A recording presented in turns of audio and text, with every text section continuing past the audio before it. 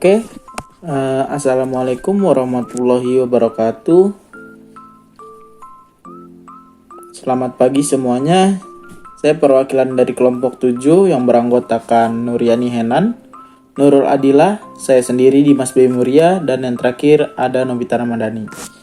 Baik, kami akan mendiskusikan materi-materi kami yang terdiri dari apa sih itu definisi agresi, terus sumber-sumber rasa marah, penyebab agresi pada manusia, dan cara mengatasi agresi. Silahkan disimak videonya dan semoga dapat dikembangkan ya teman-teman. Definisi agresi. Agresi merupakan perilaku yang dimaksudkan menyakiti orang lain, baik secara fisik maupun psikis. Baron dan Bryan 1994, Brem dan Kasim 1993, Brigham 1991. Dalam hal ini, jika menyakiti orang lain karena unsur ketidaksengajaan, maka perilaku tersebut bukan dikategorikan perilaku agresi. Rasa sakit akibat tindakan medis misalnya, walaupun sengaja dilakukan, bukan termasuk agresi. Sebaliknya, niat menyakiti orang lain tetapi tidak berhasil, hal ini dapat dikatakan sebagai perilaku agresi. Definisi agresi. Agresi merujuk pada perilaku yang dimaksudkan untuk membuat objeknya mengalami bahaya atau kesakitan. Juga agresi adalah setiap bentuk keinginan atau drive motivation yang diarahkan pada tujuan untuk menyakiti atau melukai seseorang. Agresi dapat dilakukan secara verbal ataupun fisik. Perilaku yang secara tidak sengaja menyebabkan bahaya atau sakit bukan merupakan agresi.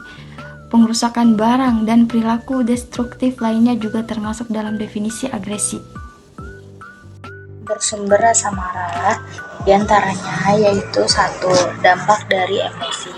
Beberapa psikolog mendefinisikan penyebab marah menurut psikologi emosi yang muncul karena adanya persepsi ketidakadilan.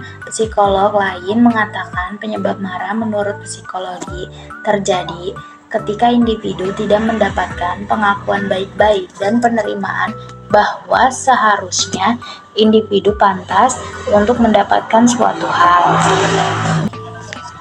Kedua, menyalahkan orang lain.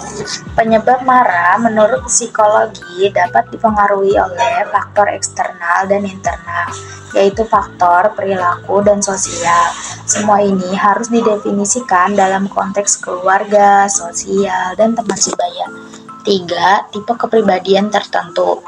Faktor internal yang mempengaruhi penyebab marah menurut psikologi diantaranya adalah tipe kepribadian, kurangnya keterampilan penyelesaian masalah, ingatan tidak menyenangkan, efek hormon, kecemasan, depresi, permusuhan, tekanan, agitasi, masalah pada sistem saraf.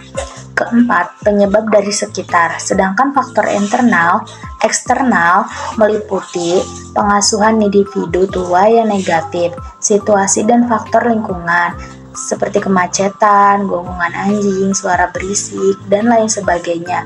Efek teman sebaya dan media, status sosial ekonomi, tekanan sosial.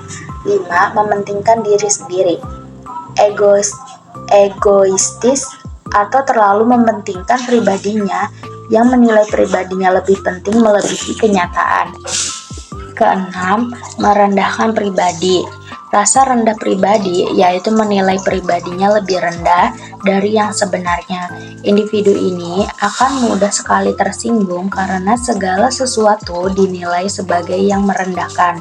Akibatnya, wajar ia mudah terkena penyebab marah menurut psikologi. 7. Rasa sombong. Sombong yaitu menilai pribadinya lebih dari kenyataan yang sebenarnya. Individu yang sombong sangat menuntut banyak pujian bagi pribadinya. 8. Merasa diperlakukan tidak adil. Individu mengalami penyebab marah menurut psikologi kalau individu telah diperlakukan secara tidak adil, disakiti tanpa sebab, atau dicegah untuk mendapatkan sesuatu yang individu harapkan akan individu capai atau peroleh. 9. Merasa terganggu. Perumpamaan untuk salah satu penyebab-penyebab marah menurut psikologi yang paling sering terjadi pada orang-orang dan individu dewasa adalah ketika ada individu yang mengganggu apa yang ingin individu lakukan. 10. Perilaku pikun dan PMS pada wanita. Dalam dunia kesehatan psikologi disebut dengan Alzheimer. Penyakit ini merupakan bentuk demensia atau kepikunan yang memengaruhi fungsi otak termasuk perilaku emosional dan kepribadian individu. Ke-11, rasa kecewa.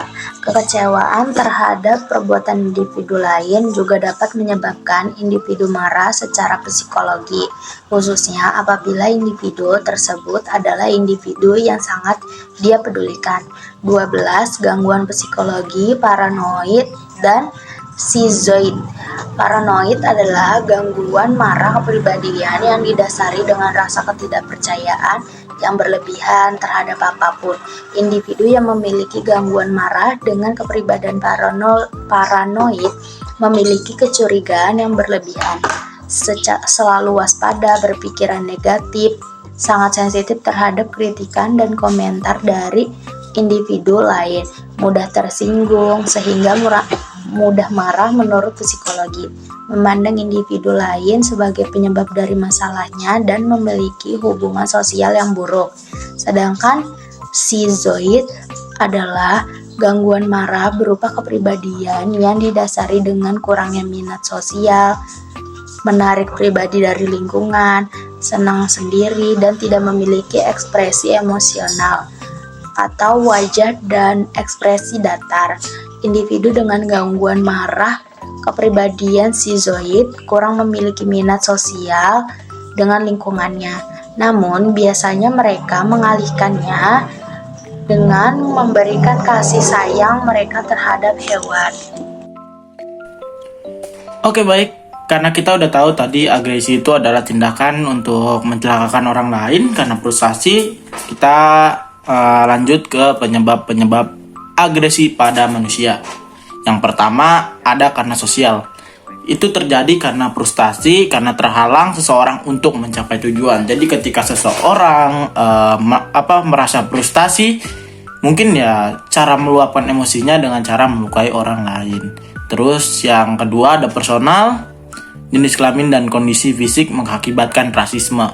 Karena dia terkena rasis, mungkin karena adanya perbedaan seperti yang mungkin terjadi pada pemain sepak bola kita kan, Vinicius Junior yang baru-baru ini.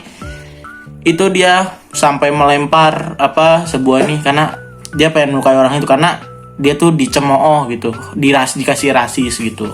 Terus yang ketiga ada kebudayaan, kondisi alam dan geografis yang menunjukkan karakter orang gitu. Terus yang keempat, penyebab agresi adalah situasional karena kondisi lingkungan. Seseorang bisa saja melukai orang lain karena situasional atau kondisi lingkungan. Kalau lingkungannya tidak baik, kadang timbullah masalah-masalah sehingga dia ingin mencelakakan orang lain. Terus yang terakhir ada sumber daya, yaitu kekayaan alam untuk memenuhi seseorang atau kelompok.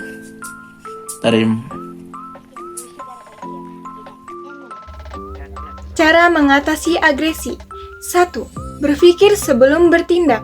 Ketika situasi memanas dan perasaan hati mulai kacau, sebaiknya jangan gegabah melakukan tindakan agresi. Latih diri sendiri untuk lebih sabar dan berpikir jernih sehingga bisa menghindari tindakan agresi yang merugikan orang lain. 2. Ungkapkan perasaan hati. Tindakan agresi sering dilakukan seseorang yang tidak bisa mengungkapkan perasaan hatinya ke orang lain. Oleh sebab itu, cobalah untuk mencari teman yang bisa diajak curhat sehingga kamu bisa mengeluarkan rasa kecewa yang selama ini terpendam. 3. Olahraga. Cara lain untuk mengatasi agresi adalah dengan berolahraga. Selain membuat badan sehat, berolahraga dapat mengalihkan pikiran negatif di dalam diri. Cobalah untuk melakukan olahraga seru seperti yoga, fun fit, jogging, atau bermain basket bersama teman-teman. 4. Healing. Di zaman sekarang, banyak masyarakat yang melakukan healing untuk menghilangkan stres. 5. mencari solusi dalam memecahkan masalah. Terkadang, sejumlah orang memiliki sifat agresi karena tidak dapat memecahkan masalah dengan baik. Pergi ke kampus Unindra, pulangnya beli good time. Terima kasih atas perhatian Anda, and see you next time. Dadah guys.